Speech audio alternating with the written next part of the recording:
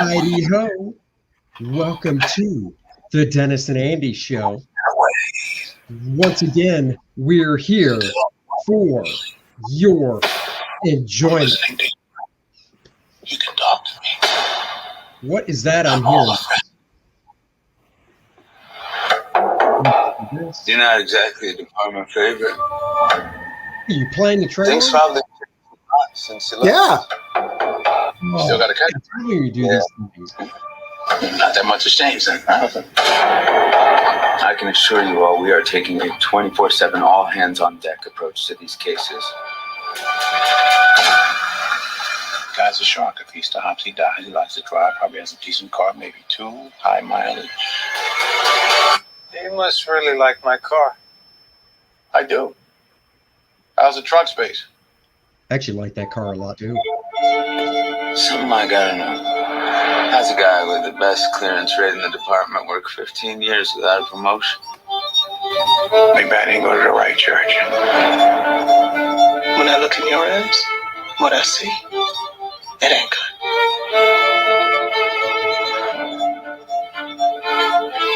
He knew all the details, but he wasn't within 10 miles of the killing.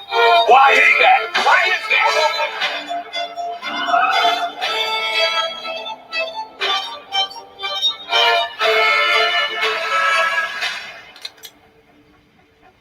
How's the trunk space? What do you want? I want to nail them. For who? For all of the girls he killed. I want to nail them too. Difference is, I'm doing this for me. It's the little things, Jimmy.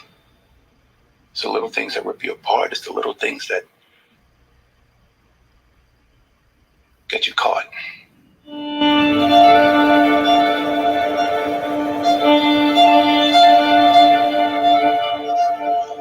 Look at all those Academy Award winners. Oh, yes. So, if you're curious, this is going to be our review of The Little Things. It came out on HBO Max and in theaters this past Friday. We did not go to the theater to see it.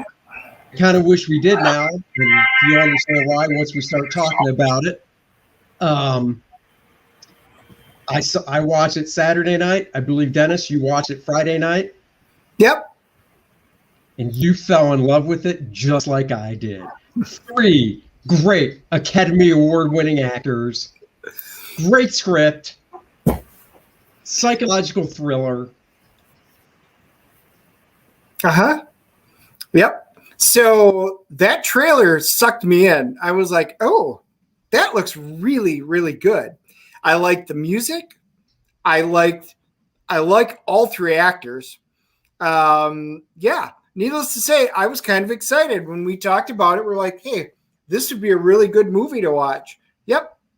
We got to pull the trigger on this one. It looks good.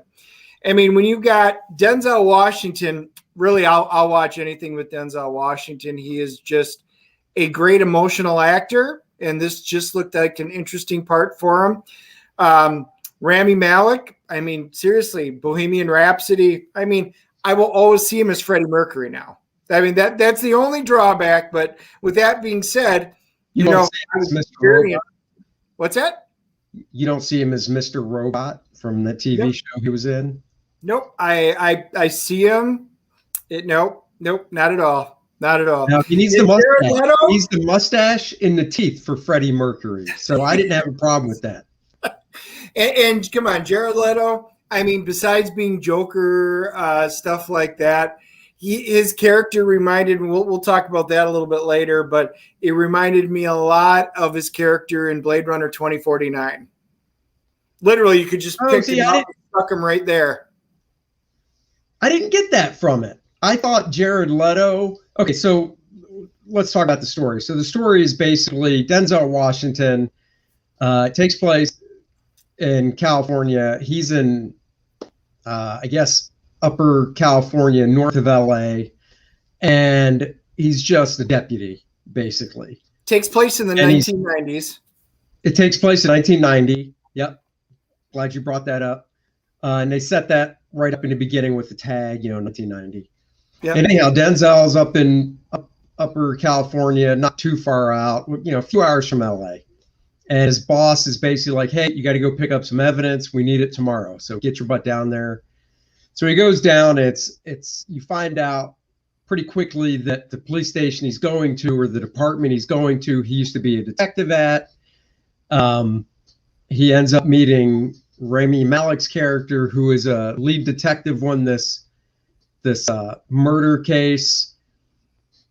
And, we're not going to spoil too much, but they get intertwined into the case because Rami Malek's case has some of the same markings as, I think it's the last case that Denzel Washington's character worked on when he was a detective. Yes, Denzel picks up on that. He notices a couple of things, and he just stands back, kind of observes things, and winds up going across the street into a different building because he notices something. And you can tell they don't come right out and say it right away, but he never did crack his case. And he's immediately going, but I don't want to get involved. I'm just here. I'm retiring. And his case was from, I think they even said it was from like 85. So it wasn't super long ago. I mean, it was 5 years ago in the movie because this one takes place in 1990. And yeah, what Dennis was alluding to is, he's able to tag along on this crime scene for this murder case. And yeah, it's in an apartment building, and Denzel's looking out the window and his key eye picks up on something, whatever. And it does. It has some, both this case and Denzel's case from previous have key things in common. And it is, like the title says, the little things that you need to pay attention to kind of puzzle the stuff together. And, Jared Leto comes to be, and, we're not going to say how, but comes to be one of the main suspect. And I just thought Jared Leto, they all did great performances, but Jared Leto to me is one of those actors that really, when he takes a role, tries to make it unique and add a bit of character to it. And not saying Denzel hasn't done that. And obviously Rami Malek, he played freaking Freddie Mercury, and this is totally different. But Jared Leto, it looked like he gained a little weight for this role. He walked a little different than he usually does, which I thought was really cool because it was just really noticeable the way he carried himself and the gait he had to his walk. Rami Malek, I mean, he was fine. I don't know if he was really stretching the limits of his acting. You know what I mean? I mean, he was playing a detective. See, you and I have completely different takes on this movie. I can tell you already. My first hint of trouble with this movie was, when we see, the three Academy Award winning actors. The trailer I thought was good, and that's what kind of brought me in. But that is literally how they portrayed this movie was, hey, we got 3 Academy Award winning actors. That's the extent of it. And I went, ooh, that's usually a bad sign. But okay, let's do it. They're good actors. I want to see what they do. Why is that a bad sign? Just hold on. You go to IMDb because you always want to see what the synopsis of a movie is. It usually gives a sentence, 2 or 3 little blurb of it. Here's what it says. 2 cops track down a serial killer. Yeah. That's usually a second warning sign. That is bad. That is generic. That is just blah. All right. So let's get into it a little bit here. So not many people go to I didn't go to IMDb, and I would have written it up a little more than that. I mean, I don't know who wrote the IMDb page. I probably would have wrote something along the lines of, I don't know, retired detective, comes back and is haunted by his past on a case that has similarities to the one that drove him from being a detective to just being a lonely deputy, in a smaller town. And now he's pulled back in. He's pulled back in to this intriguing case because of his case that haunts him to this day still. Nope, I would think you would read. There were two cops. I'm not done. Oh my God, there's more? Rami Malek, the youthful detective, his first major case. He needs to solve it. And does he want to have to deal with the baggage of this other detective? And then a Jared Leto character who has these many layers to his character. All right. You just said their description of two cops on a serial killer. The real description should be two cops that bore you to scene with basically a crime scene and sit there and make the entire movie look like a boring crime scene when they already pick out the lead suspect and is basically following him away. Here's what I'm going to say. The scripting was wretched. This was one of the worst scripts I have read in a long time. And if it wasn't for the acting capabilities of those three, I would have been bored to tears and would have fallen asleep sitting there. I would have had to stand up and exercise just to stay awake. What? I just have to disagree so much. They showed flashbacks of the crime that Denzel's last case, basically, that was unsolved. And I thought the flashbacks were really good. I liked the little clues that they left. There was a nice, and I don't want to spoil it, so we're not going to, but there is a nice twist that you get towards the end of the movie, which I was like, oh, I didn't see that coming. That's really cool, dealing with Denzel's character. Whereas my wife and I both picked up on those twists and we're like, okay, saw that one coming. Okay, nothing original there. This is just like every other crime movie that we have seen, only the other ones were almost all done better. Oh, please. I do not. So you saw that there was basically a twist with Denzel's character with the original crime scene from 1985, and you saw that coming. Okay.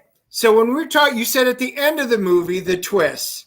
There was really no twist that surprised us. We had kind of guessed everything well into the movie. That's it. Yeah. We're going spoilers. So if you don't want to hear it, stop listening because I need to nail this down. So basically, the first crime scene from when Denzel was a detective, these two girls were murdered and they were posed in a specific way on this rock. And then as he's looking around the crime scene, he sees more pieces of clothing and stuff. And it's dark out. It's nighttime. His partner calls to him or something and kind of distracts Denzel.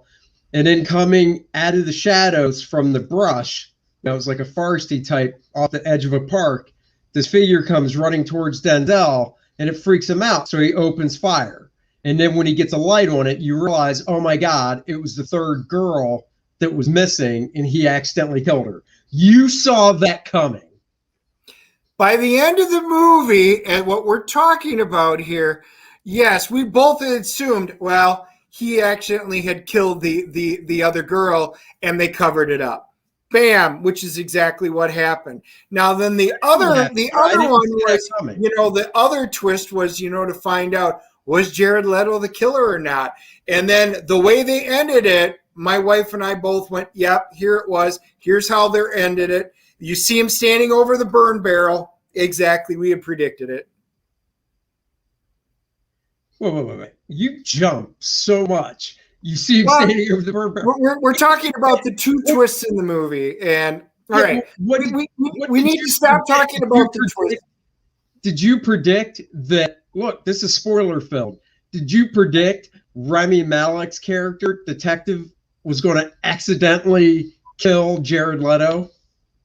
No, we didn't. We didn't pick on that until they got to that scene and he started doing. I'm like, yeah, he's not making it out of there. Well, I didn't. Now I agree with you with the way Jared Leto's character was basically taunting Rami Malek's character. So what we got to do, we jumped way too far ahead because we actually got to talk about the characters before we fill them in. All right. All right, fine.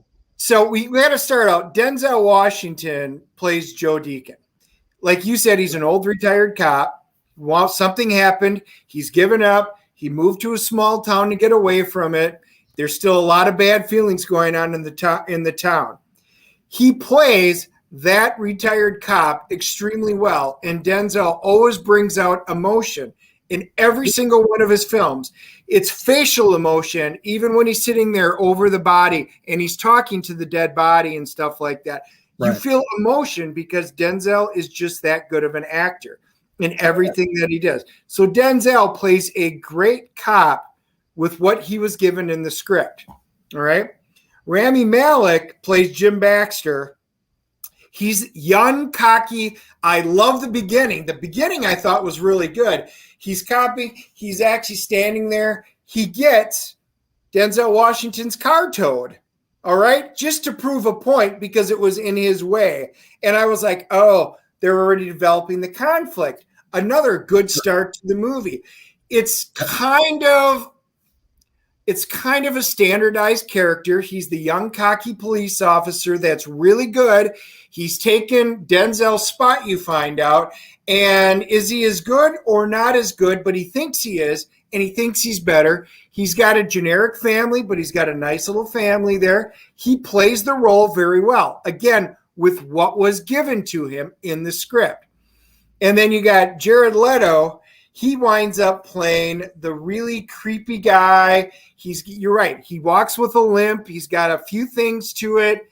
But he's supposed to be, they portray him as this super intelligent killer that can do stuff.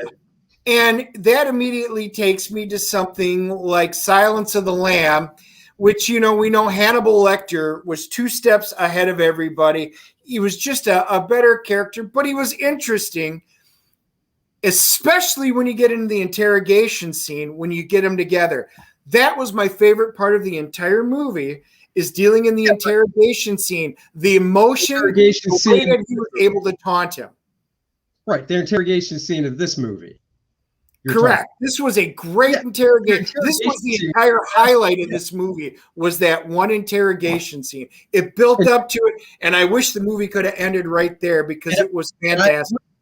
I thought the interrogation scene was the best scene in the movie. But I liked the cat and mouse that they were playing with Jared Leto and Denzel Washington and stuff. I thought that was really good. There's a specific scene where Denzel's following him, so it really was a cat and mouse. And then Leto's character ends up reversing the roles, and I thought that was really good. The medical examiner, the actress that played her, I liked a lot. I thought she was really good. Did you recognize when they were at the diner and she showed her necklace what that was? Well, we knew it had an importance. Well, I knew that. Everybody watching the movie knows that. But did you don't know what that is because it's hanging off of a keychain until you see the scene of the autopsy, and then you're like, oh yeah, bam. Yeah. Well, everybody knew it had importance. I mean, I don't think that was being hidden from anybody. I just meant, did you know what it actually was? I didn't know what it was. And then I thought that you couldn't tell because it was bronzed or silvered or whatever. You couldn't really tell what it was on there. So that was when you were just waiting to see, well, what is it? You knew you were going to find out. But I thought that was really cool. I mean, that was definitely a tell, obviously. I don't know, man. I thought it was just. I thought, like I said, it was a very boring, predictable. It's a script that I've seen over and over and over again, and that isn't always a bad thing as long as they do something really neat to it. and they didn't. It was literally, I could pull up any of these movies. I would rather go back and watch Silence of the Lamb in a heartbeat. Or, you notice like they make references. You see Helter Skelter's a book that's sitting on his bookshelf, and they hint at some of these mass serial killings, over the years and stuff. All of those had better movies than what this was. Again, the script was just horrid, and it was so boring. I mean, my wife was ready to give up halfway through, and I'm like, there's got to be better. If it wasn't for the acting, and again, I like the three actors. They made the most out of what they were given, but it was a piss poor generic script. I mean, literally, they just watched some old 90s detective or 80s detective show and went, oh, yeah, we'll take that and erase names and put them on there. You are insane. No. Insane. No. I'm telling you, I've seen it so many times. It was very sterile. It was very blah. And I've seen the thrillers as well. Let me talk. I've seen tons of thrillers. I wouldn't really compare it to Silence of the Lambs, two totally different movies. And one in Silence of the Lamb, Hannibal Lecter by Anthony Hopkins, or portrayed by Anthony Hopkins, he was already caught. The killer of that movie was oh my God, I'm just blanking on his name. But it wasn't Hannibal Lecter. That's who she was going to try and get information to track down the killer in Silence of the Lambs. She wasn't tracking down Hannibal Lecter. We know. Well, that's not how you originally broke it down. All right. If that's what you think the twist is, look, take a look at Jim Baxter's character. Jim Baxter was this cocky, incredibly pumped up, young, smart kid who could figure out everything. The police in this town all tell him to stay away from Denzel Washington. He's bad news. Just stay away from him. But he can tell Denzel knows more than he does, and he's able to pick up on there and utilize them. That was pretty cool. The problem is you saw the decline of his character through the entire movie, and where he went from this cocky, incredibly upfront kid who knew everything to the fact that by the end, Leto's character completely owned him at the end. Yeah, he was a broken man because of his family, and he sat there and couldn't do anything. And to me, Buffalo Bill. That was awful. It was Buffalo Bill. That's who Clarice was going after in Silence of the Lambs. Thank you, Robot. Yes. Well, I mean, I don't have a problem with how he was broken down by the end of the movie, especially with he killed a dude. He was a non-factor in the movie. He killed a dude. The chemistry between the two was lacking.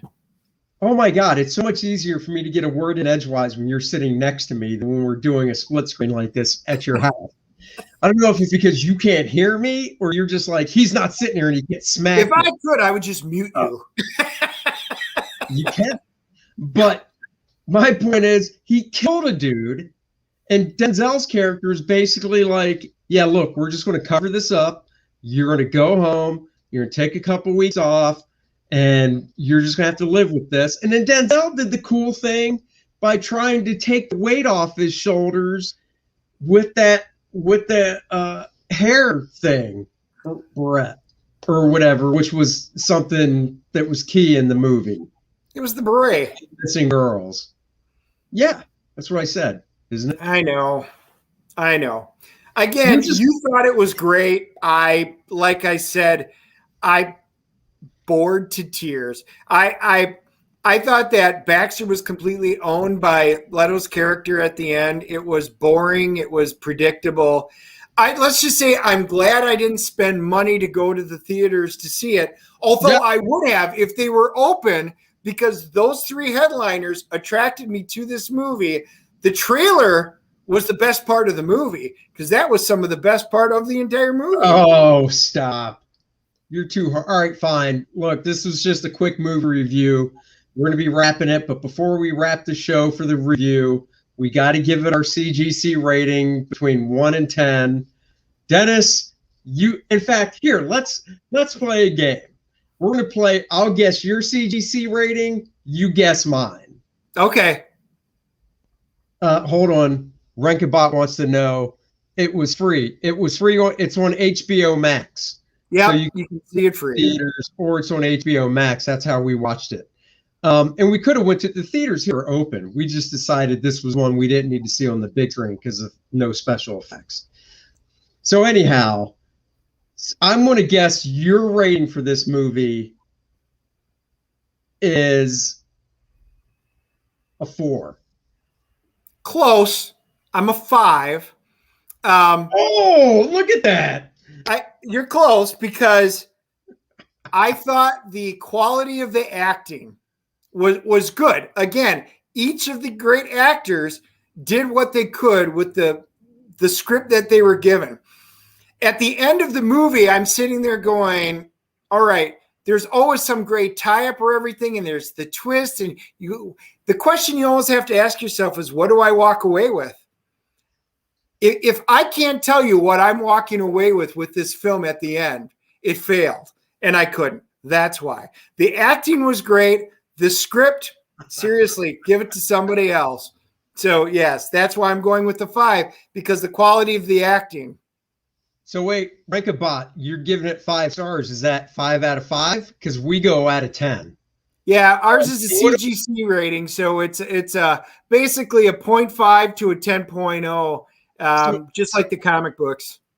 So what am I giving it? It's your guess. You know, you were so hyped up for this movie, obviously. And since you obviously saw a completely different movie than me, you're giving it an 8.0. 7.5. You're close. I am close. 7.5. Hold on. So 5 out of 5. He's giving it a 5 out of 5. See? He liked it. All right. Well, you know what? That is why they make movies, because some people liked, if you think of the Star Wars movies, some people liked The Rise of Skywalker. Some people did not. That's why they make movies. We all have different opinions. Yep. I'm glad I watched it once. I'll never watch it again, and I'll never own it, no matter what. Some people like Jar Jar Binks, and some people didn't. I know, and I'm very sad for those people. Wait, you're sad for people that liked him? You guys always assume that Andy and I agree on everything, and we do a lot of the times, but we usually definitely not in this movie. We are going to have to give a review for Sweet Home. We'll have to do a review on that because I know you and I aren't going to agree on that one either. We'll give a review next week on Sweet Home. Sweet Home is, if you're curious and you want to get caught up before we give it a review, Sweet Home is on Netflix. It is 100% dubbed, unless you want to hear it in Korean, and because it's a Korean movie, and read subtitles. If not, the dubbing is really good. That's how I watched it. It's 10 episodes. Each episode is roughly 45 minutes to an hour. And we'll go in depth next week on it, but I will leave you with this. That is 10 hours of my life that I believe Dennis owes me. I don't think he'll ever be able to give me that 10 hours back. Wow. And you liked #Alive, just saying. That's going to be interesting. Alive was awesome. #Alive was awesome. So what are we going to do on Wednesday, Andy? Wednesday, we're going to be talking comics. We're going to give a review of our buddy Graham Nolan's book, The Chenoo. It was his Indiegogo campaign. So we'll be talking about that. Hold on, let's got a couple more things. The entire thing was predictable. The only thing I didn't pick up on was that Denzel shot that chick. Didn't see that coming. Exactly. And I don't think the whole thing was predictable either. Then we got Hail Andy and Hail the Chat. What's up, Shadow?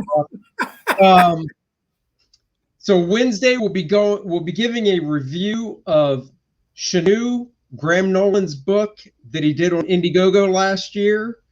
So we're going to review that, and we're going to talk about the Stan Lee. What's that thing called? You got yours. Show 1 second here.